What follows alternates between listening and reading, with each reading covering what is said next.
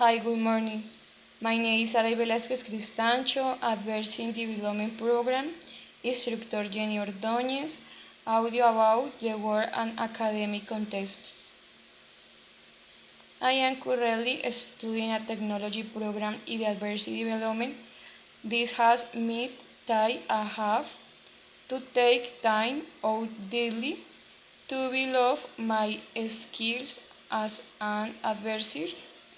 I must have a lot of responsibility when developing the first activities since they are very important in the learning process.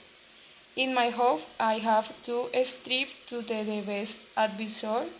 I work every day from very early since I'm a hope I have to take care on the financial part of my clients. I really love my job. I must be punctual. I must have responsibility on my daily tasks, and I must and find a financial solution for people needs. I believe that the success in my work and academic area, I need to be disciplined, constant, and determined. And the moment one activity was required to the carry out. Thank you.